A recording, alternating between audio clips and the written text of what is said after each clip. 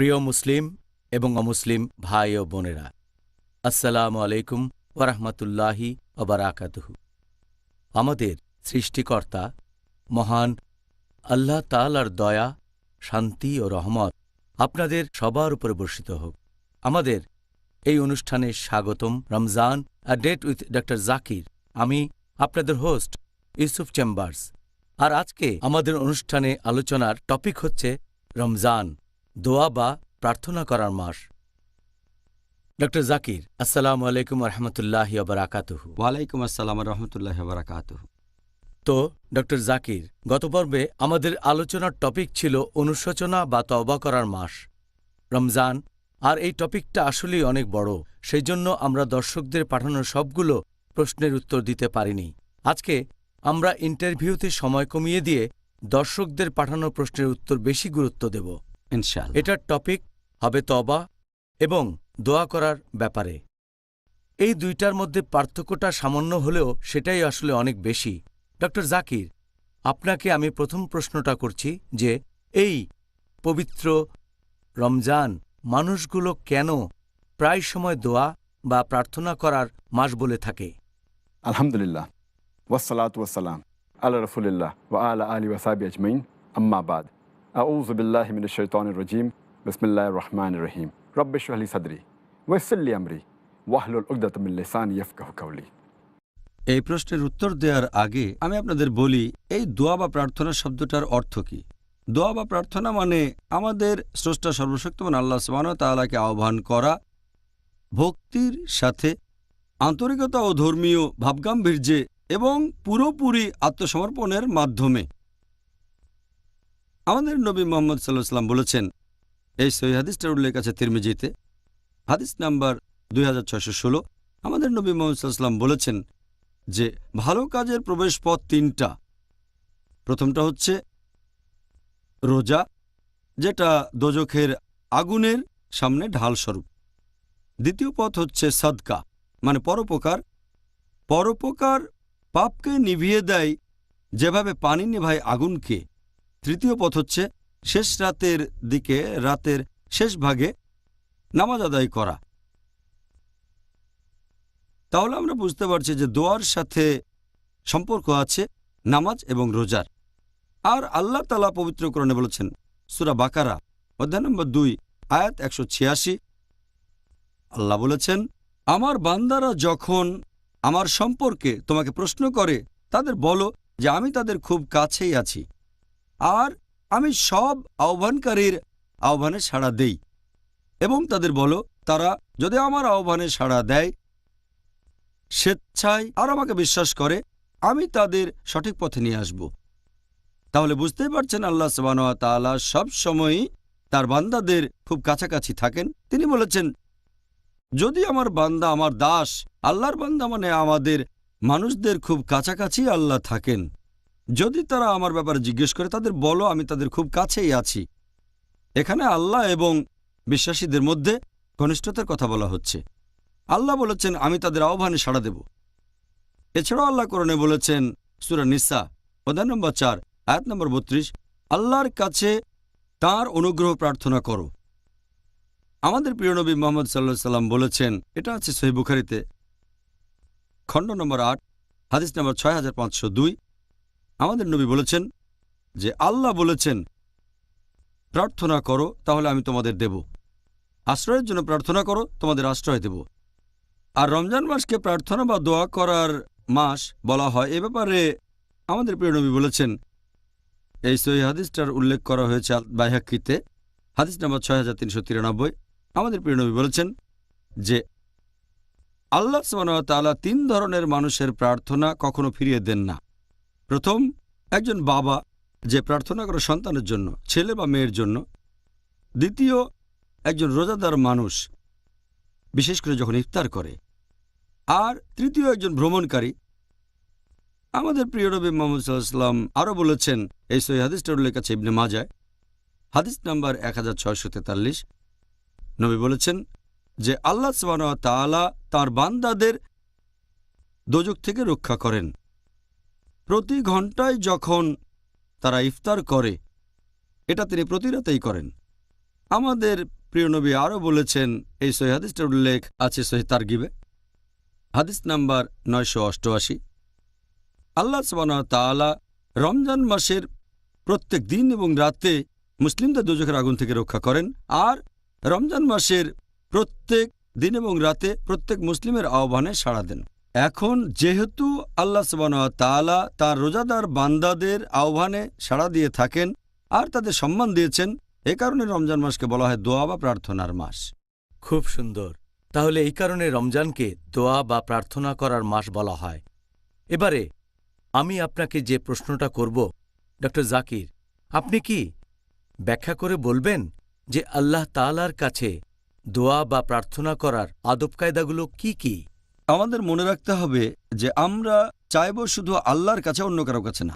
আল্লাহ পবিত্র কোরআনে বলেছেন সূরা ফাতিহা অধ্যায় নম্বর 1 আয়াত নম্বর 5, ইয়্যাকা না'বুদু ওয়া ইয়্যাকা নাস্তাইন, আমরা তোমার ইবাদত করি, শুধু তোমার সাহায্য চাই। আমরা চাইব শুধু আল্লাহর কাছে। আল্লাহ বলেছেন সূরা গাফির অধ্যায় 40 আয়াত নম্বর 60, তোমরা আমাকে ডাকো, আমি তোমাদের ডাকে সাড়া দেব। আপনি আল্লাহ তাআলার কাছে যে কোনো কিছু চাইতে পারেন, হতে পারে ছোট কিছু জিনিস অথবা বড়, সমস্যা নেই, আপনি আল্লাহর কাছে যে কোনো জিনিস চাইতে পারেন। আর এছাড়াও আমরা আল্লাহ তাআলার কাছে কিছু চাইব বিনয়ের সাথে আর নম্রতার সাথে। এটা 3 নম্বর পয়েন্ট। 4 নম্বর পয়েন্ট, যখন আল্লাহর কাছে কিছু চাইব তখন আল্লাহর উপরে ভরসা করব যে ইনশাআল্লাহ আল্লাহ আমাদের দোয়া কবুল করবেন ইনশাআল্লাহ। 5 নম্বর, আমরা আল্লাহকে ডাকবো ভয়ের সাথে, আমাদের থাকবে তাকওয়া, আল্লাহ সুবহানাহু ওয়া তাআলাকে ভয় করব। 6 নম্বর, আমরা আল্লাহ তাআলার কাছে চাইব আকুল আকাঙ্ক্ষার সাথে যে ইনশাআল্লাহ আল্লাহ আমাদের আহ্বানে সাড়া দেবেন। এই 6টা পয়েন্ট বাদে আরও কিছু ব্যাপার আছে যেগুলো গুরুত্বপূর্ণ। যখন কেউ আহ্বান করলে ভালো, যেমন ধরেন এ সময় অজু অবস্থায় থাকা উচিত, পাক অবস্থায়, এটা ফরজ না। অজু না থাকা অবস্থাতে আহ্বান করতে পারেন, তবে যদি তখন কোনো ইবাদতের মধ্যে থাকেন এটা করলে ভালো যে অজু থাকবে। 2 নম্বর পয়েন্ট, এটা করলেও ভালো যদি কাবার দিকে মুখ থাকে আহ্বানের সময়, যদিও এটা ফরজ না। 3 নম্বর, সে বারবার আহ্বান করবে আর সে এটা করবে যতবার সম্ভব হয়। 4 নম্বর পয়েন্ট, সে চাইবে আল্লাহ সুবহানাহু ওয়া তাআলার কাছে পুরোপুরি একমুখী হয়ে, আকুল আকাঙ্ক্ষা নিয়ে। আর আমাদের নবী মুহাম্মদ সাল্লাল্লাহু আলাইহি ওয়াসাল্লাম বলেছেন, এই সহিহ হাদিসটার উল্লেখ আছে তিরমিজিতে, হাদিস নাম্বার 3479, যে আমাদের নবী মুহাম্মদ সাল্লাল্লাহু আলাইহি ওয়াসাল্লাম বলেছেন যে মানুষ কিছু চাইবে আল্লাহ সুবহানাহু ওয়া তাআলার কাছে পুরোপুরি একমুখী হয়ে, আর ইনশাআল্লাহ আল্লাহ তার আহ্বানে সাড়া দেবেন। আর আল্লাহ সুবহানাহু ওয়া তাআলা তাকে পছন্দ করেন না যে কিছু চাইবে কিন্তু তার মন তুচ্ছ জিনিস নিয়ে ব্যস্ত থাকে, যার মন একমুখী নয়। এই হচ্ছে আল্লাহর কাছে আমাদের আহ্বান করার বেশ কিছু আদব কায়দা। জাযাকাল্লাহ খায়ের। ডক্টর জাকির, আপনি দোয়া করার আদব কায়দাগুলি সম্পর্কে বললেন। আপনি বেশ কিছু গুরুত্বপূর্ণ টপিকের কথা বললেন, এগুলো আমাদের জানা উচিত। এখন দোয়া করার কোনো আদর্শ সময় বা জায়গা, এরকম কোনো কিছু কি আছে? যদি সময়ের কথা বলেন, একজন মানুষ আল্লাহ তাআলাকে আহ্বান করতে পারে দিন বা রাতের যে কোনো সময়, পুরো 24 ঘন্টা। তবে কিছু সময় আছে যখন করাটা ভালো। যেমন ধরেন প্রত্যেকবার ফরজ নামাজ শেষ হলে, যেমন ধরেন জুমার নামাজ শেষ হলে, তারপর যখন রোজা আছেন আপনি, বিশেষ করে যখন ইফতার করছেন, আর যখন কেউ প্রার্থনা করছে সিজদা দিয়ে। এছাড়াও করতে পারেন রাতের শেষ ভাগে। আমাদের প্রিয় নবী মুহাম্মদ সাল্লাল্লাহু আলাইহি ওয়াসাল্লাম বলেছেন, এটার উল্লেখ আছে সহিহ মুসলিমে, হাদিস নাম্বার 1655। আমাদের নবী মুহাম্মদ সাল্লাল্লাহু আলাইহি ওয়াসাল্লাম বলেছেন, রাতে 1 ঘন্টা সময় থাকবে, সে সময়ে এমন কোনো মুসলিমই থাকবে না যে ভালো কিছু চাইবে আর সেটা আল্লাহ সুবহানাহু ওয়া তাআলা তাকে দেবেন না। তার মানে রাতে একটা বিশেষ সময়ে আল্লাহ তাআলার কাছে মুসলিমরা যাই কিছু চাক না কেন আল্লাহ সেগুলো দেবেন। আমাদের প্রিয় নবী আরও বলেছেন, এটার উল্লেখ আছে সহিহ মুসলিমে, হাদিস নাম্বার 1657, যে আল্লাহ সুবহানাহু ওয়া তাআলা নিচের আসমানে নেমে আসেন যখন রাতের 1/3 শেষ হয়, আর তখন তিনি বলেন, আমি তোমাদের প্রভু, আমি তোমাদের প্রভু। এমন কেউ কি আছে যে আমাকে ডাকবে আর আমি তার ডাকে সাড়া দেব। কেউ কি কিছু চাইবে, আমি তাকে সেটা দেব। কেউ কি আছে যে ক্ষমা প্রার্থনা করবে, আর আমি ক্ষমা করে দেব। তাহলে আহ্বান করার একটা ভালো সময় রাতের শেষ ভাগ, যখন আল্লাহ তাআলা নেমে আসেন। এই হাদিসটা তারপর আরো বলছে যে আল্লাহ এই প্রশ্নগুলো করতে থাকেন যতক্ষণ না ভোর হয়। তাহলে আহ্বান করার একটা ভালো সময়, সেটা হলো রাতের শেষ ভাগ, ভোরের ঠিক আগে। সুবহানাল্লাহ। ঘুম থেকে উঠে নামাজ, এটা তো পড়ব রাতের শেষ ভাগে, তার মানে এই নামাজটা? তাহাজ্জুদ, যেটা আমরা পড়ি রাতের শেষ তৃতীয়াংশে অথবা মধ্যরাতে পড়ি। আর আহ্বান করার জায়গার কথা যদি বলেন, আমরা আহ্বান করতে পারি যে কোনো জায়গায়। আমাদের নবী মুহাম্মদ সাল্লাল্লাহু আলাইহি ওয়াসাল্লাম বলেছেন, এটা উল্লেখ আছে সহিহ বুখারীতে, খণ্ড নম্বর 1, বুক অব সালাত, হাদিস নম্বর 438, যে আল্লাহ সুবহানাহু ওয়া তাআলা আমার এবং বিশ্বাসীদের জন্য পুরো পৃথিবীকে বানিয়েছেন ইবাদতের স্থান। পৃথিবীর যে কোনো জায়গা থেকে আল্লাহ তাআলার ইবাদত করতে পারেন। তবে তারপরও এমন কিছু জায়গা আছে, যদি আহ্বান করেন কোনো মসজিদে, সবচেয়ে ভালো। আর সব মসজিদের মধ্যে সেরা হচ্ছে হারামাইন শরীফ। প্রথমে হচ্ছে মক্কা, বাইতুল্লাহ, দ্বিতীয় হলো মদিনার মসজিদে নববী। মাশাআল্লাহ। আমরা এখন যদি ওখানে থাকতে পারতাম ইনশাআল্লাহ পরবর্তীতে। ইনশাআল্লাহ।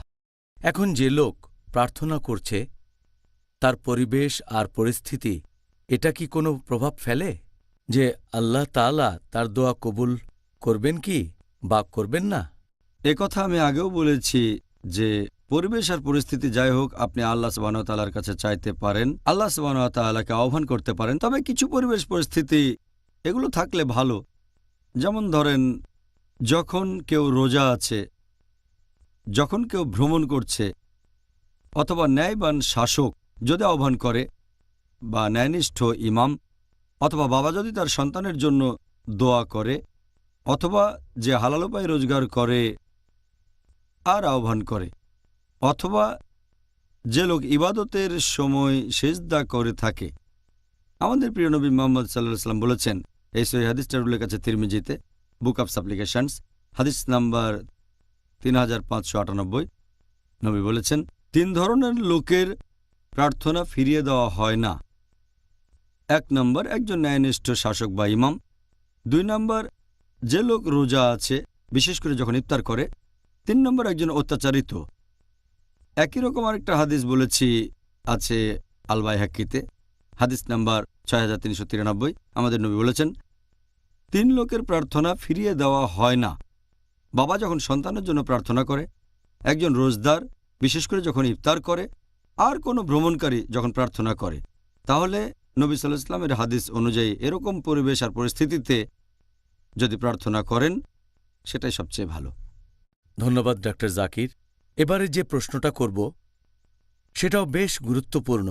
এরকম কেন হয় যে মাঝে মধ্যে কিছু মানুষকে বলতে শুনি, ওহ, আমার দোয়া কবুল করা হয়নি, তাই না? পুরো পৃথিবী জুড়ে অনেক মুসলিম ভাই বোনকে এরকম কথা বলতে শুনবেন। এখন মাঝে মধ্যে কিছু দোয়া বা প্রার্থনা কবুল করা হয় না কেন? এখানে বেশ কিছু শর্ত পালন করতে হবে। আর অনেক সময় দোয়া কবুল করা হয় না কারণ 1 নম্বর পয়েন্ট, হয়তো তার রোজগারটা হারাম, যেটা খাচ্ছে সেটা হারাম।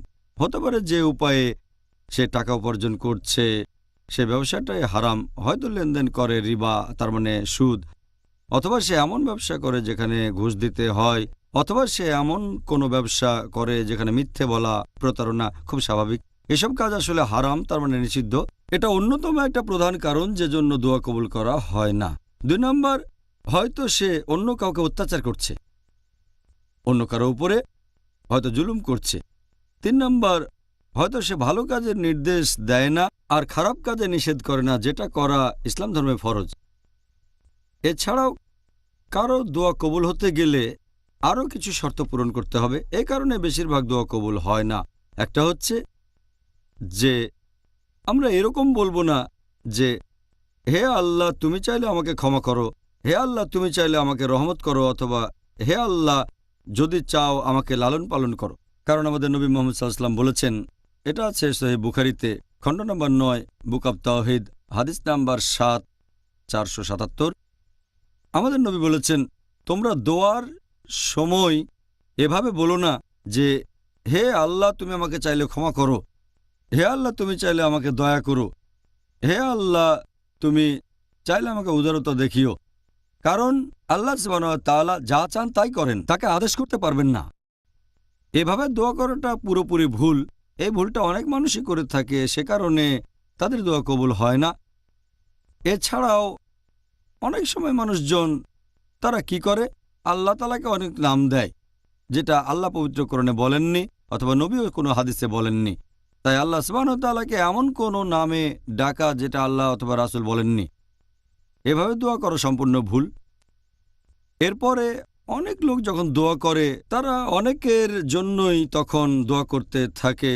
যেমন ধরেন, তারা বলল ক্ষমা করে দেন আমার বাবাকে, আমার দাদাকে, তারপর দাদার বাবাকে, আমার মাকে, আমার নানিকে, তারপর নানির মাকে, আমার চাচাকে, চাচিকে, এভাবে বিশাল একটা তালিকা বানিয়ে ফেলে। এর বদলে সংক্ষেপে দোয়া করবেন, বলবেন যে ক্ষমা করেন আমার পরিবারকে, আমার আত্মীয় স্বজনদের অথবা মুসলিম ভাই বোনদের, এটুকুই যথেষ্ট। এছাড়া মানুষজন আরও কিছু একটা ভুল করে যে তারা দোয়া করে শব্দ করে, উচ্চস্বরে প্রার্থনা করে। আল্লাহ বলেছেন পবিত্র কোরআনে সূরা আরাফ অধ্যায় নম্বর 7 আয়াত নম্বর 55 যে তোমাদের প্রতিপালককে ডাকো বিনীতভাবে এবং গোপনে। আল্লাহ পরের আয়াতে বলেছেন সূরা আরাফ অধ্যায় 7 আয়াত 56 তোমরা আল্লাহকে ডাকবে ভয় এবং আশার সাথে। মানুষজন সাধারণত দোয়া করার সময় এই ভুলগুলো করে থাকে। আর এছাড়াও অনেক সময় আমরা যখন আল্লাহ তাআলার কাছে কিছু চাই, হয়তো সব মেনে চললাম, কিন্তু তারপরও আল্লাহ দোয়া কবুল করলেন না। আল্লাহ পবিত্র কোরআনে বলেছেন সূরা বাকারা অধ্যায় নম্বর 2 আয়াত নম্বর 216 যেটা অপছন্দ করো সেটা হয়তো তোমাদের জন্য ভালো, আর যেটা পছন্দ করো সেটা হয়তো তোমাদের জন্য ভালো না। আল্লাহ জানেন, তোমরা জানো না। এখন একজন মুসলিম হয়তো আল্লাহ তাআলার কাছে দোয়া করতে পারে, হে আল্লাহ আপনি আমাকে দেন একটা মোটরসাইকেল বা BMW, 1000 সিসির BMW গাড়ি দেন। আর আল্লাহ দোয়া কবুল করলেন না, কারণ আল্লাহ জানেন যদি তাকে BMW দেওয়া হয় হয়তো জোরে চালাবে, তারপর তার অ্যাক্সিডেন্ট করে পা ভেঙে ফেলবে। এখানে আল্লাহ তাআলা আসলে দোয়া কবুল না করে তার ডাকে সাড়া দিয়েছেন। আল্লাহ সুবহানাহু ওয়া তাআলা তিনি তো সবকিছুই জানেন, ভবিষ্যতে জানেন। যেটা পছন্দ করেন সেটা হয়তো আপনার জন্য ভালো না, আল্লাহ জানেন কিন্তু আপনি জানেন না। জাযাকাল্লাহ খায়ের। তাহলে এর পরের প্রশ্নটাও খুবই প্রাসঙ্গিক যে আপনি কি দর্শকদের কিছু বিশুদ্ধ দোয়ার কথা বলবেন যেটা তাদের জন্য উপকারী, যে দোয়াগুলো তারা এই সময় করতে পারে? এরকম কয়েকশো দোয়া আছে যেগুলো বিশুদ্ধ। আপনি যদি এই বইটা পড়েন, ফর্টিফিকেশন অফ এ মুসলিম, এখানকার দোয়াগুলো আছে পবিত্র কোরআন এবং সহিহ হাদিসে। এই বইটাতে এরকম 100টারও বেশি দোয়া আছে, সব মিলিয়ে সম্ভবত 129টা। আর আমি এখানে কয়েকটা বলছি যেগুলো পবিত্র কোরআন এবং সহিহ হাদিসে উল্লেখ করা হয়েছে। সবচেয়ে কমন দোয়া যেটা পবিত্র কোরআনে আছে সূরা বাকারা অধ্যায় নম্বর 2 আয়াত নম্বর 201 যে রব্বানা আতিনা ফিদ দুনিয়া হাসনাতাও ওয়া ফিল আখিরাতি হাসনাতাও ওয়া কিনা আযাবান নার। হে প্রতিপালক, আমাদের কল্যাণ দাও এই দুনিয়াতে এবং আখিরাতে, আর আমাদের দোজখের আগুন থেকে রক্ষা করো। এটা সবচেয়ে কমন দোয়া যেটা সবাই পড়ে থাকে আর সবচেয়ে ভালো। এছাড়াও পবিত্র কোরআনে আরও কিছু দোয়া আছে, আর কোরআনের দোয়াই সবচেয়ে সেরা, কারণ এগুলো হচ্ছে আল্লাহ তাআলা নিজের বাণী। আল্লাহ বলেছেন সূরা আলে ইমরান অধ্যায় 3 আয়াত 8 রব্বানা লা তুযিগ কুলুবানা বা'দ ইয হাদাইতানা ওয়া হাব লানা মিন লাদুনকা রাহমা ইন্নাকা আনতাল ওয়াহাব। যার মানে হে প্রতিপালক, সরল পথ প্রদর্শনের পর আমাদের অন্তরকে সন্দেহপ্রবণ করো না, তোমার নিকট হতে আমাদেরকে করুণা দাও, নিশ্চয়ই তুমি হলে সবচেয়ে মহান দাতা। এছাড়া লেকচার শুরুর আগে আমি সব সময় একটা দোয়া পড়ি, সেখানে আমি আল্লাহর কাছে সাহায্য চাই। আপনারাও করতে পারেন যখন কোথাও লেকচার দেবেন অথবা এমন কিছু করছেন যে কাজটা খুবই কঠিন। এই দোয়া করেছিলেন মুসা আলাইহিস সালাম যখন আল্লাহ তাআলা মুসা আলাইহিস সালামকে বললেন যে এই বাণী ফেরাউনের কাছে পৌঁছে দাও। তাহলে পবিত্র কোরআনে সূরা তাহা অধ্যায় নম্বর 20 আয়াত 25 থেকে 28 রব্বি ইশরাহ লি সাদরি ওয়া ইয়াসসির লি আমরি ওয়াহলুল উকদাতাম মিন লিসানি ইয়াফকাহু কাওলি। যার মানে হে প্রতিপালক, আমার বক্ষ প্রশস্ত করে দাও এবং আমার কাজকে সহজ করে দাও, আমার জিহ্বার জড়তা দূর করে দাও যাতে তারা আমার কথা বুঝতে পারে। আমরা জানি যে মুসা আলাইহিস সালাম ছিলেন তোতলা, আর আপনারা অনেকে হয়তো জানেন যে আমিও ছোটবেলায় তোতলা ছিলাম, এখনও মাঝে মধ্যে তোতলায় আমি। সেজন্য আমি এই দোয়া পড়ি প্রত্যেক লেকচার শুরুর আগে। মুসা আলাইহিস সালাম আল্লাহর কাছে দোয়া করেছিলেন তার জিহ্বার জড়তা দূর করে দেওয়ার জন্য, যাতে উনার কথা তারা বুঝতে পারে। অনেক সময় দেখা যায় বক্তা এবং শ্রোতার মধ্যে একটা প্রতিবন্ধকতা তৈরি হয়েছে। তাই আমরা আল্লাহর কাছে দোয়া করব এই বাধা যেন দূর হয়ে যায়। তাই প্রত্যেক লেকচারের আগে আমি দোয়া করি যে দর্শক এবং আমার মাঝখানে কোনো বাধা থাকলে যেন দূর হয়ে যায়। এই হচ্ছে কোরআনের কয়েকটা দোয়া। এছাড়াও সহিহ হাদিসেও বেশ কিছু দোয়ার উল্লেখ আছে। একটা সহিহ হাদিস আছে তিরমিজিতে, এছাড়াও আছে সহিহ ইবনে হিব্বানে। আমাদের নবী বলেছেন, যদি কেউ বলে সুবহানাল্লাহি ওয়া বিহামদিহি, যার মানে সকল গৌরব এবং সমস্ত প্রশংসা আল্লাহর, তখন আল্লাহ বেহেশতে সেই লোকের জন্য একটা খেজুর গাছ রোপণ করবেন। আরেকটা হাদিস উল্লেখ করা হয়েছে সহিহ মুসলিমে, বুক অব জিকির, হাদিস নাম্বার 6509। আমাদের প্রিয় নবী মুহাম্মদ সাল্লাল্লাহু আলাইহি ওয়াসাল্লাম বলেছেন যে কেউ যদি বলে সুবহানাল্লাহি ওয়া বিহামদিহি, সকল গৌরব এবং প্রশংসা আল্লাহর, এটা যদি 100 বার বলে, তাহলে রোজ কিয়ামতের দিনে এর চেয়ে ভালো আর কিছুই থাকবে না। এটাই সবচেয়ে ভালো। যদি না কেউ একই রকম দোয়া অথবা এর চেয়ে ভালো কোনো দোয়া করে। এরকম আরেকটা হাদিস আছে সহিহ বুখারীতে, খণ্ড নম্বর 8, হাদিস নাম্বার 6405। আমাদের প্রিয় নবী মুহাম্মদ সাল্লাল্লাহু আলাইহি ওয়াসাল্লাম বলেছেন, যদি কেউ এটা বলে সুবহানাল্লাহি ওয়া বিহামদিহি, সকল গৌরব এবং প্রশংসা আল্লাহর, এভাবে 100 বার বলেন, তার পাপ ক্ষমা করা হবে, এমনকি যদি তার পাপ সমুদ্রের ফেনার সমানও হয়। এছাড়াও আরও হাদিস আছে, আরেকটা হাদিস আছে সহিহ মুসলিমে, হাদিস নাম্বার 749। যখন তোমরা মুয়াজ্জিনের আযান শুনবে, তারপর নামাজের সময় যখন বলবে যে আমি সাক্ষ্য দিচ্ছি অন্য কোনো উপাস্য নেই আল্লাহ সুবহানাহু ওয়া তাআলা ব্যতীত, তার কোনো শরীক নেই, আর নবী মুহাম্মদ সাল্লাল্লাহু আলাইহি সাল্লাম আল্লাহ সুবহানাহু ওয়া তাআলার বান্দা এবং রাসূল। আমি আমার প্রভুকে নিয়ে সন্তুষ্ট, মানে আল্লাহ সুবহানাহু ওয়া তাআলা, আমি আমার নবীকে নিয়ে সন্তুষ্ট মুহাম্মদ সাল্লাল্লাহু আলাইহি সাল্লাম এবং আমার দ্বীন ইসলাম নিয়ে। যদি কেউ এই কথাগুলো বলে, তার পাপ ক্ষমা করা হবে। এছাড়া আরও হাদিস আছে, যেমন ধরেন 5 ওয়াক্ত ফরজ নামাজের পরে আমরা বলি সুবহানাল্লাহ অথবা আলহামদুলিল্লাহ বা আল্লাহু আকবার, যদি 100 বার বলেন তাহলে পাপ ক্ষমা করা হবে। আরেকটা হাদিস আছে, সাধারণত ফরজ নামাজ শেষ হওয়ার পরে আমরা বলি আল্লাহুম্মা আনতাস সালাম ওয়া মিনকাস সালাম তাবারাকতা যাল জালালি ওয়াল ইকরাম। আর ভ্রমণের সময় যদি থাকেন কোনো যানবাহনে, যেমন প্লেনে অথবা গাড়িতে ইত্যাদি, আর আমাদের নবী যে দোয়াটা পড়তেন যে সুবহানাল্লাযী সাখারা লানা হাযা ওয়া মা কুন্না লাহু মুকরিনিন ওয়া ইন্না ইলা রাব্বিনা মুনকালিবুন। তাহলে এই হলো কয়েকটা দোয়া যেগুলো পবিত্র কোরআন এবং সহিহ হাদিসে উল্লেখ করা হয়েছে। জাযাকাল্লাহ খায়ের ডক্টর জাকির। আমরা এবার দর্শকদের কাছ থেকে পাওয়া গুরুত্বপূর্ণ কিছু প্রশ্ন নিয়ে আলোচনা করব। 1 নম্বর করেছেন একজন দর্শক যে আল্লাহর ফজল শব্দটার অর্থ, আমরা যখন বলি হে আল্লাহ আমাদেরকে তুমি দান করো তোমার করুণা থেকে ফজল, তার মানে কি এখানে আমরা বিশেষ করে সম্পদের কথা বলছি? এই ফজল শব্দটার মানে হচ্ছে আল্লাহ সুবহানাহু ওয়া তাআলার করুণা বা সাহায্য, আল্লাহ সুবহানাহু ওয়া তাআলার ফজল। তবে শাব্দিকভাবে এই ফজল শব্দের মানে হচ্ছে অতিরিক্ত। এর মানে আপনি কাউকে কোনো কিছু দিচ্ছেন কোনো রকম পেমেন্ট ছাড়াই। আর যখন আমরা বলি এটা আল্লাহ তাআলার ফজল, তখন বলি যে হাযা মিন ফজলে রাব্বি, এটা আল্লাহ সুবহানাহু ওয়া তাআলার ফজল, এটা আল্লাহ সুবহানাহু ওয়া তাআলার করুণা এবং সহযোগিতা। এর মানে যে মানুষটা এই ফজল পাচ্ছে এটা আসলে ঠিক তার প্রাপ্য না। আল্লাহ সুবহানাহু ওয়া তাআলা দয়া এবং করুণা করে এই জিনিসগুলো দিয়েছেন। তাহলে যখন আমরা বলি যে এটা আল্লাহ সুবহানাহু ওয়া তাআলার ফজল, আমরা আসলে বলতে চাচ্ছি যে আল্লাহ সুবহানাহু ওয়া তাআলা আমাদের অনেক ভালো জিনিস দিয়েছেন। এটা হতে পারে কোনো সম্পদ, আবার নাও হতে পারে, হতে পারে একটা ভালো বাড়ি অথবা ভালো গাড়ি, হতে পারে যে কোনো কিছু। আল্লাহ দিয়েছেন দয়া এবং করুণা করে, আর আমরা এগুলো পাওয়ার যোগ্যই নই, শুধুমাত্র আল্লাহর দয়ার কারণে এগুলো পাচ্ছি। তাহলে আমরা এখানে বেশ ভালোভাবেই বুঝতে পারছি যে এই জিনিসগুলো আমাদের প্রাপ্য না।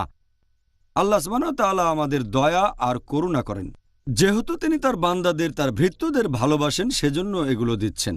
আল্লাহ পবিত্র কোরআনে বলেছেন, সূরা নাহল অধ্যায় নম্বর 16 আয়াত নম্বর 61, যদি আল্লাহ সুবহানাহু ওয়া তাআলা মানুষকে তাদের সীমা লঙ্ঘনের জন্য কোনো শাস্তি দিতেন, তাহলে পৃথিবীতে জীবজন্তুই আর বেঁচে থাকত না। এই সব কিছু পাচ্ছি আমরা আল্লাহ তাআলার ফজলের কারণে। এটা আল্লাহর দয়া, আল্লাহ তাআলার অশেষ রহমত। দ্বিতীয় প্রশ্ন, এটাও করেছেন আমাদের একজন দর্শক ডক্টর জাকির। আপনি কি আমাদেরকে এই শব্দটার অর্থ বলবেন? লামাম, এখানে এটার অনুবাদ করা হয়েছে ছোটখাটো পাপ। এটা আছে পবিত্র কোরআনের সূরা নাজামে। পবিত্র কোরআনে একটা আয়াত আছে সূরা নাজম, অধ্যায় নম্বর 53, আয়াত 31 ও 32। এখানে আল্লাহ তাআলা বলেছেন যে পৃথিবী এবং আকাশে যা কিছু আছে সব আল্লাহরই। আল্লাহ পৃথিবী এবং আকাশমণ্ডলীর সব কিছু সৃষ্টি করেছেন।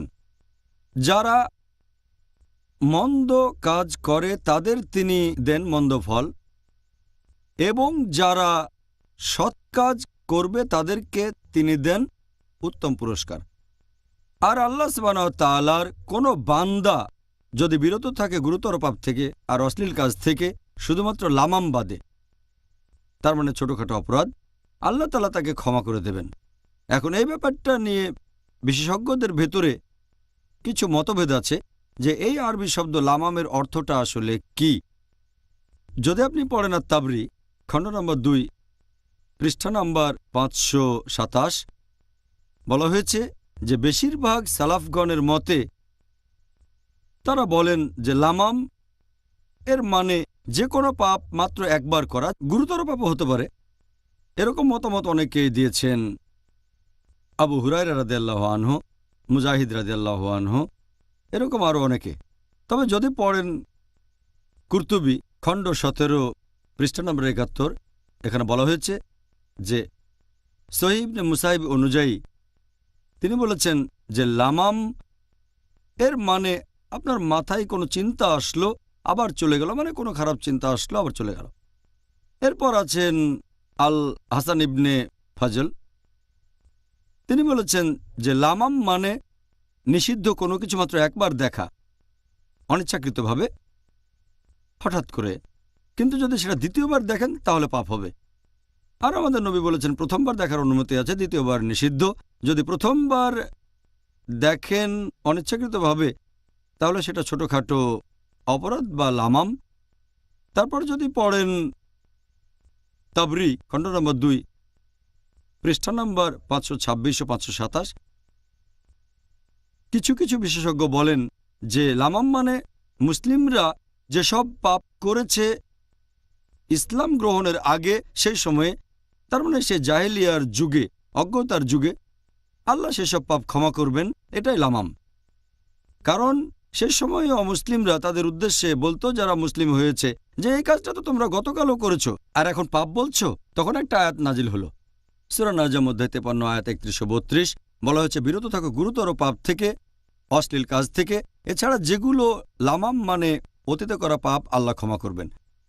তবে বিশেষজ্ঞগণের বেশিরভাগই এরকম কথা বলেন যে লামাম মানে ছোটখাটো পাপ, ছোট অপরাধ। এরপর আপনি যদি ইমাম রাগিবের মতামত দেখেন, তিনি বলেছেন যে লামাম মানে ছোটখাটো অপরাধ। একটা হাদিস আছে সহিহ বুখারীতে খণ্ড নম্বর 8, হাদিস নম্বর 6243, ইবনে আব্বাস রাদিয়াল্লাহু আনহু, তিনি বলেছেন যে লামাম শব্দের একটা অর্থ তিনি শুনেছিলেন শুধুমাত্র আবু হুরায়রা রাদিয়াল্লাহু আনহুর কাছে। তিনি বলেছিলেন যে আল্লাহর রাসূল বলেছিলেন যে প্রত্যেক আদম সন্তান ব্যভিচারের পাপের ভাগী, তারা অবশ্যই এটা করবে। চোখের ব্যভিচার মানে খারাপ চিন্তা নিয়ে তাকানো, এটা নিষিদ্ধ। জিহ্বার ব্যভিচার কথার মাধ্যমে। তারপর মানুষের মনে যে আকাঙ্ক্ষা আছে, বিভিন্ন ইচ্ছা, এরপর তার গোপনাঙ্গ সাড়া দেবে বা অসম্মতি জানাবে। তাহলে লামাম শব্দের অর্থ নিয়ে বিশেষজ্ঞগণের ভেতরে মতভেদ দেখা গেছে। এছাড়া আপনি যদি পড়েন ইমাম আন-নাওভীর মতে, তিনি বলেছেন যে লামাম মানে মানুষের যে কাজটা করতে ইচ্ছা হয় কিন্তু করে না, বা করার কথা চিন্তা করে কিন্তু শেষ পর্যন্ত করে না, সে কাজটা করতে চায় কিন্তু করে না, এগুলো ছোটখাটো পাপ। এছাড়াও কিছু বিশেষজ্ঞ বলেন এগুলো নির্দিষ্ট কিছু ছোট পাপ। কিন্তু কুরতুবীর কথা অনুযায়ী খণ্ড নম্বর 17, পৃষ্ঠা নম্বর 70, যে লামাম মানে ছোটখাটো পাপ, ছোট অপরাধ। ইনশাআল্লাহ আল্লাহ এগুলো ক্ষমা করবেন। তারা এখানে কোরআনের রেফারেন্স দিচ্ছেন সূরা নিসা অধ্যায় 4, আয়াত 31, যে তোমরা যদি গুরুতর পাপ থেকে বিরত থাকো আল্লাহ তোমাদের লঘু পাপ মোচন করবেন।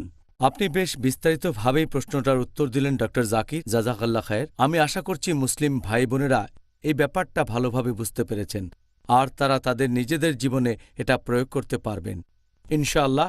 এবারে আমরা অন্য আরেকটা বিষয় নিয়ে প্রশ্ন করি, সেটা হলো তওবা করার মাস। এই প্রসঙ্গে দর্শকদের সব প্রশ্ন নিয়ে আলোচনা করতে পারিনি।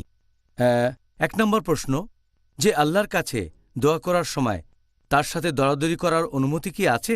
প্রশ্নটার ব্যাপারে আমাদের আরও বলা হয়েছে, যেমন ধরেন আল্লাহর কাছে কিছু চাইলাম অথবা ক্ষমা চাইলাম, তার বদলে আমার থেকে কিছু একটা নিয়ে যাও, যেমন হতে পারে আমার স্বাস্থ্য।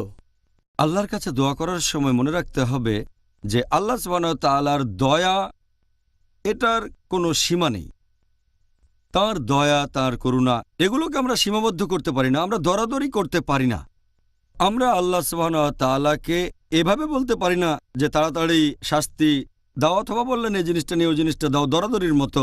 আমাদের বুঝতে হবে যে আল্লাহ সুবহানাহু ওয়া তাআলা পরম দয়ালু, পরম করুণাময়। আল্লাহ পবিত্র কোরআনে বলেছেন সূরা গাফির অধ্যায় নম্বর 40 আয়াত নম্বর 60, তোমরা আমাকে ডাকো, আমি তোমাদের ডাকে সাড়া দেব।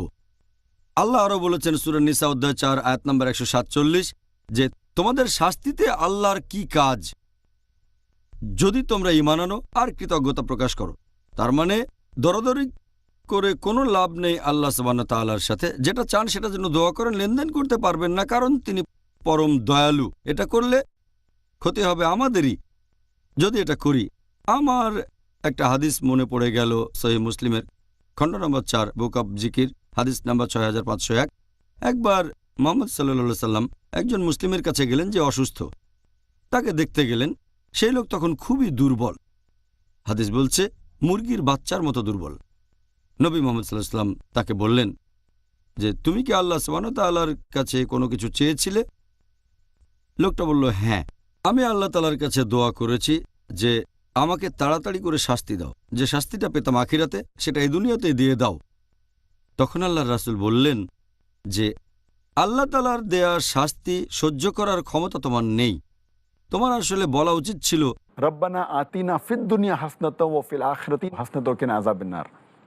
এই দোয়াটা আগেও বলেছি যে হে প্রতিপালক, আমাদের কল্যাণ দাও এই দুনিয়াতে আর আখিরাতে, আর আমাদের দোজখের আগুন থেকে রক্ষা করো। সূরা বাকারা অধ্যায় নম্বর 2 আয়াত নম্বর 201। তারপর নবী সাল্লাল্লাহু আলাইহি সাল্লাম তার জন্য দোয়া করলেন, এরপরে সেই লোক সুস্থ হয়ে উঠল। তাহলে আমাদেরকে এটা বুঝতে হবে যে আল্লাহ সুবহানাহু ওয়া তাআলার দয়া করুণার কোনো সীমা নেই। আমরা যে পাপই করি না কেন, অতীতে করা পাপগুলো যাই হোক না কেন, সবসময় আল্লাহ সুবহানাহু ওয়া তাআলার কাছে আমরা ক্ষমা চাইতে পারি, আর তিনি হলেন পরম দয়ালু, পরম করুণাময়। ওহ, আল্লাহ তাআলার কাছে দোয়া করার সময় এই ব্যাপারটা খেয়াল রাখতে হবে। দ্বিতীয় প্রশ্ন, রমজানের ব্যাপারে তওবা করার মাস প্রসঙ্গে। এখানে প্রশ্নকারী বলেছেন, আমি আল্লাহ তাআলার কাছে দোয়া করার সময় কি অন্য লোকের পাপের জন্য ক্ষমা চাইতে পারব? আর যদি এর অনুমতি থাকে তাহলে সেটা কিভাবে করব? এটা যে করতে পারবেন শুধু তাই নয়, আমাদেরকে বলা হয়েছে যখন দোয়া করবে তখন অন্যান্য মুসলিমদের জন্য দোয়া করবে, অন্যান্য মুসলিম ভাই বোনদের জন্য। অনেক জায়গায় উল্লেখ করা হয়েছে, আর পবিত্র কোরআনে উল্লেখ করা হয়েছে সূরা মুহাম্মদ অধ্যায় নম্বর 47 আয়াত নম্বর 19 যে ক্ষমা প্রার্থনা করো তোমার জন্য এবং মুমিন নর ও নারীদের জন্য। তার মানে আপনি নিজের জন্য ক্ষমা চাইবেন, পাশাপাশি অন্যান্য মুসলিম নর নারীদের জন্য ক্ষমা চাইবেন। আর একটা দোয়া আছে নূহ আলাইহিস সালামের, নূহ নবী, সূরা নূহ অধ্যায় নম্বর 71 আয়াত নম্বর 28 বলা হয়েছে যে নূহ আলাইহিস সালাম আল্লাহর কাছে দোয়া করেছিলেন, ক্ষমা করো আমাকে, আমার পিতামাতাকে এবং যারা মুমিন হয়ে আমার ঘরে প্রবেশ করে। ক্ষমা করো আমাকে, বাবা মাকে এবং যারা মুমিন হয়ে আমার ঘরে প্রবেশ করে, আর মুমিন নরনারীকে। আমাদের নবী মুহাম্মদ সাল্লাল্লাহু আলাইহি ওয়াসাল্লাম বলেছেন, এই হাদিসটার উল্লেখ আছে তিরমিজিতে হাদিস নম্বর 3385, যে আমাদের নবী মুহাম্মদ সাল্লাল্লাহু আলাইহি ওয়াসাল্লাম যখন অন্যান্যদের জন্য প্রার্থনা করতেন প্রথমে ক্ষমা চাইতেন নিজের জন্য, ক্ষমা করো আমাকে, তারপর তিনি বলতেন ক্ষমা করো মুসলিম ভাই বোনদের।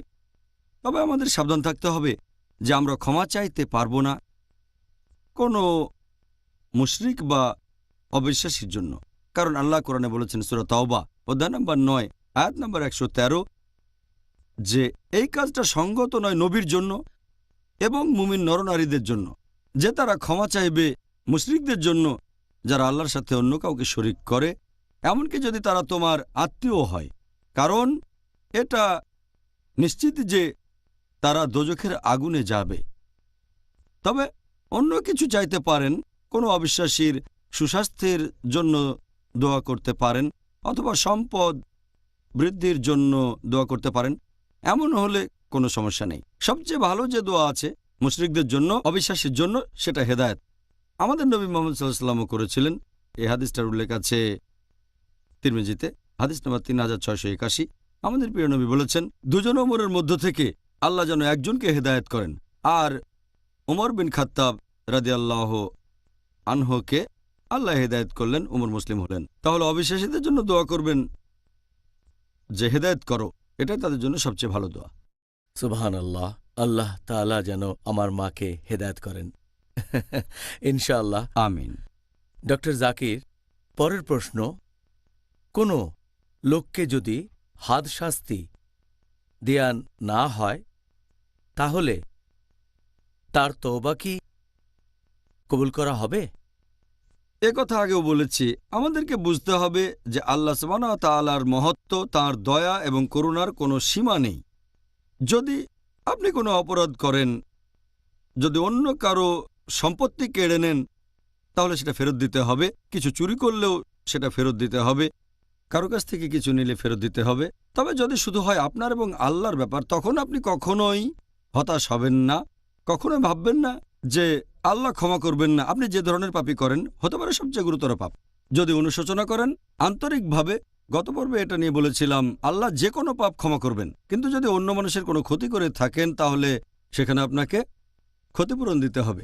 আল্লাহ পবিত্রকরণে বলেছেন সূরা ফুরকান অধ্যায় নম্বর 25 আয়াত নম্বর 68, এবং যারা আল্লাহ তাআলার সাথে অন্য কাউকে শরিক করে না, অথবা যথার্থ কারণ ছাড়া যারা কোনো মানুষকে হত্যা করে না, মেরে ফেলে না, অথবা যারা ব্যভিচার করে না, এবং যে এইগুলো করবে সে শাস্তি ভোগ করবে।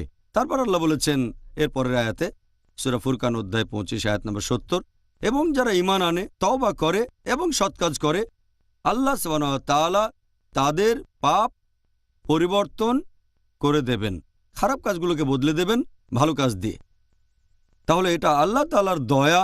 এখন যদি এই হাদ শাস্তির কথা বলেন, যদি কোনো মানুষ নিজে থেকেই বুঝতে পারে যে সে পাপ করেছে, যেমন ধরেন হয়তো সে ব্যভিচার করেছে, সে আল্লাহর কাছে তওবা করবে আর ক্ষমা প্রার্থনা করবে। এটা হচ্ছে তার এবং আল্লাহ সুবহানাহু ওয়া তাআলার ব্যাপার। আর এটা আবশ্যিক না যে ব্যাপারটা অন্যদেরকে বলতেই হবে, কারণ যদি বলা হয় তাহলে হাদ শাস্তি সেখানে দেওয়া হবে। তবে আরও একটা হাদিসের উল্লেখ আছে, মুয়াত্তা খণ্ড নম্বর 2 বুক অব পানিশমেন্ট, হাদিস নম্বর 12। আমাদের নবী মুহাম্মদ সাল্লাল্লাহু আলাইহি ওয়াসাল্লাম বলেছেন, তোমরা পাপ করা বন্ধ করো, গুরুতর পাপ ইত্যাদি। যদি পাপ করো সেটা লুকিয়ে রাখবে আর আল্লাহ তাআলার কাছে ক্ষমা প্রার্থনা করবে, তওবা করবে। যদি সেটা প্রকাশ করো তাহলে হাদ শাস্তির ব্যবস্থা করতে হবে। তার মানে যদি সেই পাপের কথা জানেন দেশের সুলতান অথবা দেশের শাসক অথবা একজন কাজী বা বিচারক, তখন সেই ব্যক্তির জন্য এটা আবশ্যিক হয়ে যায়, তিনি হাদ শাস্তির ব্যবস্থা করবেন। পাথর ছুঁড়ে মৃত্যুদণ্ড যদি ব্যভিচার করে, অথবা এমন কোনো পাপ যেখানে শাস্তি হচ্ছে মৃত্যুদণ্ড। তবে যদি অজানা থাকে আর যে পাপটা করেছে অন্য কারো ক্ষতি করে থাকলে ক্ষতিপূরণ করে দেবে সেটা। তবে যদি সেটা হয় শুধুমাত্র তার এবং আল্লাহর ব্যাপার, তাহলে সে ক্ষমা প্রার্থনা করবে, আল্লাহর কাছে তওবা করবে, পাপটা লুকিয়ে রাখবে। এটা আবশ্যিক না যে কোনো লোক তওবা করলেই তাকে হাদ শাস্তি দিতে হবে। তবে আমাদের সামনে উদাহরণ আছে, মাইজ ইবনে মালিক, তিনি তওবা করেছেন আর স্বেচ্ছায় আল্লাহর খাতিরে মৃত্যুদণ্ড মেনে নিয়েছেন, আল্লাহ ক্ষমা করেছেন। আর নবী বলেছেন এই ক্ষমা মদিনার লোকজনের মাঝে ভাগ করে দিলে তারা সবাই ক্ষমা পেয়ে যেত। তবে সাধারণভাবে এটা আবশ্যিক না যে তওবা করার জন্য কাউকে করবেন। ইনশাআল্লাহ, জাযাকাল্লাহ খায়ের। তাহলে দর্শকদের কাছ থেকে এবার পরের প্রশ্ন হচ্ছে, আমি জানতে চাচ্ছি যে অনুশোচনা বা তওবা করার আগে আমাদের জন্য ওযু করা এটা কি বাধ্যতামূলক? আর দ্বিতীয়ত, তওবা করার আগে গোসল করা কি আবশ্যিক যদি কেউ অপবিত্র থাকে? পবিত্র কোরআনের আয়াতের কথা যদি বলতে হয়, আমি কোরআনের এমন কোনো আয়াত জানি না, অথবা আমাদের নবীর কোনো সহিহ হাদিস যেটা বলছে যে ওযু করা বা গোসল করা এটা তওবা করার আগে হচ্ছে বাধ্যতামূলক। যদি তওবা করতে চান আল্লাহ তাআলার কাছে তওবা করেন, ওযু করা আবশ্যিক না, এমনকি গোসলও আবশ্যিক না। তওবা করতে পারেন একেবারে সরাসরি, শুধুমাত্র যদি সে হয় অবিশ্বাসী, একজন মুশরিক বা কাফের, সে ইসলাম গ্রহণ করলে তখন তাকে গোসল করতে হবে। এটা মুহাম্মদ সাল্লাল্লাহু আলাইহি ওয়াসাল্লামের একটা হাদিস। নবী বলেছেন কায়েস বিন আসিম রাদিয়াল্লাহু আনহুকে, যখন তিনি ইসলাম গ্রহণ করলেন, যে গোসল করো, তার মানে পবিত্র হতে হবে। এটা বাদে তওবা করার সময় ওযু করা আবশ্যিক না, গোসল করাটাও আবশ্যিক না। এই সংক্ষিপ্ত উত্তরের জন্য ধন্যবাদ ডক্টর জাকির। এবারে আজকের শেষ প্রশ্ন, শয়তান। এই প্রশ্নটা শয়তান প্রসঙ্গে। শয়তান মাত্র একবার আল্লাহকে অমান্য করেছে, এজন্য সে অভিশপ্ত। মানুষ আল্লাহকে অমান্য করার পরও আল্লাহ মানুষকে ক্ষমা করেন, তিনি ক্ষমা করেন যদি মানুষ তওবা করে। আজকে ইবলিস শয়তান তওবা করলে আল্লাহ কি তাকে ক্ষমা করবেন? যদি পবিত্র কোরআন পড়েন, আদম আলাইহিস সালাম এবং ইবলিসের গল্প কোরআনের বেশ কয়েক জায়গায় বলা হয়েছে। সূরা বাকারা অধ্যায় 2, সূরা আরফ অধ্যায় 7, সূরা হিজর অধ্যায় 15, সূরা কাফ অধ্যায় 18, অনেক জায়গায়। যদি আপনারা সেই গল্পটা পড়েন, সেখানে আদম আলাইহিস সালাম যখন তিনি তার ভুল বুঝতে পারলেন, আল্লাহর কাছে তওবা করলেন, আল্লাহ তখনই তাকে ক্ষমা করে দিলেন। এছাড়া হাওয়া আলাইহিস সালামকে আল্লাহ ক্ষমা করলেন। তবে যদি আপনি ইবলিসের গল্পটা দেখেন ভালো করে, এটা আছে কোরআনে সূরা আরফ অধ্যায় 7 আয়াত 14। ইবলিস যখন আল্লাহকে অমান্য করলো, আল্লাহ বললেন যে আমি ফেরেশতাদের বললাম তোমরা আদমকে সেজদা করো, সবাই সেজদা করলো ইল্লা ইবলিস, ইবলিস বাদে। এটা আছে সূরা বাকারা অধ্যায় 2, সূরা আরফ অধ্যায় 7। তবে আল্লাহর কাছে তওবা করার বদলে ইবলিস বলল, এটা আছে সূরা আরফ অধ্যায় 7 আয়াত 14, যে পুনরুত্থানের দিবস পর্যন্ত তুমি আমাকে অবকাশ দাও। এখানে অবকাশ মানে আমার শাস্তিটা তুমি দেরিতে দাও, আমাকে একটু অবকাশ দাও, তারপর দেখো কি করি। সে আল্লাহ তাআলাকে চ্যালেঞ্জ করেছে। চ্যালেঞ্জ করলাম, আল্লাহ বলেন সূরা আরফ অধ্যায় 7 আয়াত 18, ইবলিসকে অবকাশ দিয়ে তিনি বললেন যে মানুষের মধ্যে যারা তোমাকে অনুসরণ করবে, আমি তোমাদের সকলকে দিয়ে জাহান্নাম পূর্ণ করব। এখন ইবলিসের তওবা বা অনুশোচনা করার কোনো প্রশ্নই আসবে না, কারণ আল্লাহ আরও বলেছেন সূরা হিজর অধ্যায় 15 আয়াত 34 যে ইবলিস হচ্ছে অভিশপ্ত। আল্লাহ তাআলা ভবিষ্যৎ সম্পর্কে জানেন, যেগুলো দেখা যায় না। তাই আল্লাহ আগে থেকেই জানেন যে এই ইবলিস কখনোই তওবা করবে না। আল্লাহ পবিত্র কোরআনে বলেছেন সূরা বাকারা অধ্যায় 2 আয়াত 7 ও 8, আল্লাহ বলেছেন খতমাল্লাহু আলা কুলুবিহিম, আল্লাহ তাদের হৃদয় মোহর করে দিয়েছেন, যারা হচ্ছে কাফির, এবং তারা কখনোই সরল পথে আসবে না। এছাড়াও আরও উদাহরণ আছে যে আল্লাহ তাআলা বলেছেন সূরা লাহাব সম্পর্কে, যে ছিল খুব বড় একজন শত্রু আমাদের প্রিয় নবীর। আল্লাহ একথা আগেই বলেছেন সূরা লাহাবে। তিনি বলেছেন তাব্বাত ইয়াদা আবি লাহাব ওয়া তাব, এই আবু লাহাব আমাদের নবীর খুব বড় একজন শত্রু ছিল, আর সে বলেছিল সে কখনোই ইসলাম গ্রহণ করবে না, সে দোজখের আগুনে পুড়বে। এটা আগেই বলা হয়েছে। সে কোরআনকে ভুল প্রমাণ করতে পারত যদি বলতো যে আমি মুসলিম, যদি শাহাদা দিত। 10 বছরের সময় পেয়েছিল, কিন্তু সে মুসলিম হয়নি। আল্লাহ জানতেন সে তওবা করবে না। একইভাবে আল্লাহ সুবহানাহু ওয়া তাআলা জানেন ইবলিস কখনোই তওবা করবে না। সেজন্য তিনি বলেছেন নিশ্চয়ই ইবলিস তোমাদের প্রকাশ্য শত্রু। আল্লাহ কোরআনে বলেছেন সূরা বাকারা অধ্যায় 2 আয়াত 167 যে ইয়া আইয়ুহাল্লাযিনা আমানু, হে মানুষ জাতি, সাবধান থাকো খুতুওয়াতুশ শয়তানের ব্যাপারে, মানে শয়তানের পদচিহ্ন, কারণ নিশ্চয়ই সে তোমাদের এক প্রকাশ্য শত্রু। তাহলে কোরআনের এই আয়াতগুলো থেকে আমরা বুঝতে পারছি যে ইবলিস কখনো তওবা করবে না। আল্লাহ এটা জানেন, আর সেজন্যই বলেছেন যে ইবলিস হচ্ছে মানুষ জাতির প্রকাশ্য শত্রু, আর সে অভিশপ্ত। তাই ইবলিস কখনোই তওবা করবে না, ক্ষমা প্রার্থনাও করবে না। তাহলে ডক্টর জাকির, আমরা আজকের অনুষ্ঠানের শেষ পর্যায়ে চলে এসেছি। আমরা দর্শকদের কথা দিয়েছিলাম আমরা আজকে 2টা টপিক নিয়ে আলোচনা করেছি, আর আমরা জেনেছি কিভাবে দোয়া করো। এই মাসে তওবা করব। আপনাকে অনেক ধন্যবাদ। তো ভাই ও বোনেরা, আল্লাহর কাছে দোয়া করছি তিনি যেন আলোকিত করেন আপনাদের অন্তরকে, আমার অন্তরকে, ডক্টর জাকির নায়েকের অন্তরকে আজকের এই মূল্যবান তথ্যগুলো দিয়ে। আর আল্লাহর কাছে দোয়া করছি তার নির্দেশ অনুযায়ী আমরা যেন সহজে পথ চলতে পারি এই রহমতের মাস পবিত্র রমজানে। আগামীকাল আপনাদের সাথে আবার দেখা হবে, আর সেদিন আমাদের আলোচনার টপিক কিয়ামুল লাইল। আশা করি সবাই ভালো থাকবেন। আসসালামু আলাইকুম ওয়া রাহমাতুল্লাহি ওয়া বারাকাতুহু।